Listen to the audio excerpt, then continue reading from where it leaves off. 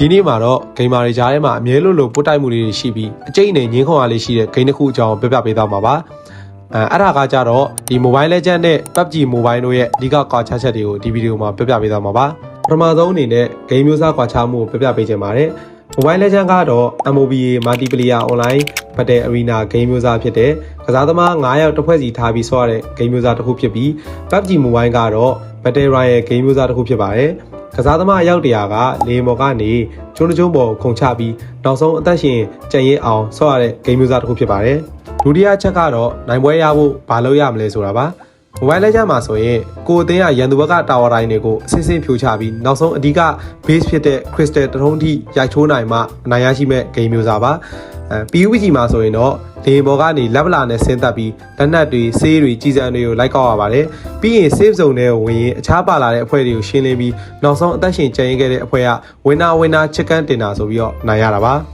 တတိယအချက်အနေနဲ့ကစားပုံနဲ့မြင်ကွင်းမှာလည်းလုံးဝမတူပါဘူး Mobile Legends ကအပေါ်စီးကနေကြည့်ရတဲ့ top down မြင်ကွင်းမှာ hero တစ်ကောင်ချင်းစီရဲ့တီးတန့်စကေးတွေ item ဆက်နီးတွေ map အခြေအနေတွေကိုနားလည်ဖို့လိုအပ်ပါတယ်PUBG မှာကတနက်ပစ်ဂိမ်းဖြစ်ပြီးတော့ first person FPV ဒါမှမဟုတ် third person TPP 3D မြင်ကွင်းကိုဆော့လို့ရပါတယ်။မျက်စိရှင်ဖို့ခြေတံနားထောင်နိုင်ဖို့နဲ့တနက်ပစ်ခတ်မှုအိမ်တီကြဖို့ကအဓိကအသက်ပါပဲ။နောက်တစ်ချက်ကတော့တင်းဝေါ်ပါ။ Mobile Legends ဂိမ်းမှာတင်းဝေါ်အရန်ကိုရေးကြည့်ပါတယ်။ Fighter, Mate, Marksman, Assassin, Tank နဲ့ Sport စားတဲ့ role တွေကိုအချိုးညီညီခွဲဝေယူပြီးတစ်ဖွဲ့လုံးဟန်ချက်ညီညီပူးပေါင်းတိုက်ခိုက်နိုင်မှနိုင်ပွဲရတာပါ။ PUBG မှာက solo duo squad ကြိုက်တယ်လို့ဆော့လို့ရပါတယ်။ squad ဆော့ရင်တင်းဝေါ်လိုအပ်ပေမဲ့တစ်ခါတလေမှာတယောက်တည်းကစကေး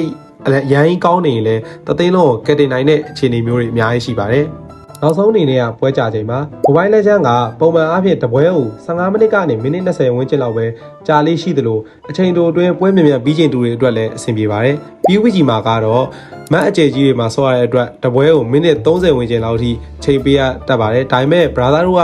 စိတ်ကုန်းဆိုရင်တော့9မိနစ်ကို10ပွဲလောက်ဆော့လို့ရပါတယ်။ brother တို့အဓိကနောက်ဆုံးအနေနဲ့ပြောရရင်တော့စဉ်းစားဆင်ခြင်မှုhero တွေရဲ့စကေးတွေကိုပေါင်းစပ်ပြီးအသင်းအဖွဲ့နဲ့ viewer ကြဆော့ရတာကိုကြိုက်ရင် Mobile Legends ကိုရွေးချယ်သင့်ပါတယ်။ဒါမှမဟုတ်ရေခုံစိတ်လှုပ်ရှားပွဲတနက်ပစ်ခတ်မှုတွေနဲ့ပုံခိုတိုက်ခိုက်ရင်အသက်ရှင်ကျန်ရစ်အောင်စူးစမ်းကြရင်တော့ PUBG ကတင်းအတွက်အကောင်းဆုံးဂိမ်းတစ်ခုဖြစ်မှာပါ။ဂိမ်းတစ်ခုစလုံးကလူကြိုက်များကြပြီး fan base အတောင့်ဆုံးဂိမ်းတွေဖြစ်ကြတာကြောင့်ဒီလိုပို့တိုက်မှုတွေပြင်းထန်တာကတော့ဘာကြောင့်လဲဆိုပြီးတော့မင်းကိုထုတ်နေစရာမရှိပါဘူး။ကဲဒီဗီဒီယိုကြည့်နေကြတဲ့တငယ်ချင်းတို့က Mobile Legends player လားဒါမှမဟုတ် PUBG player လားဘယ်ဂိမ်းကိုပို့ချိုက်လဲဆိုတာကို comment မှာရေးခဲ့ပေးပါဦးเนาะဗီဒီယိုလေးကိုသဘောကျတယ်ဆိုရင်ကျွန်တော်ရဲ့ဒီကိုကန် e-sport လေးကိုလည်း like and share လေးလုပ်ပေးဖို့မမေ့ပါနဲ့အောင်เนาะနောက်ဗီဒီယိုမှာပြန်လည်ဆုံတွေ့ကြပါမယ်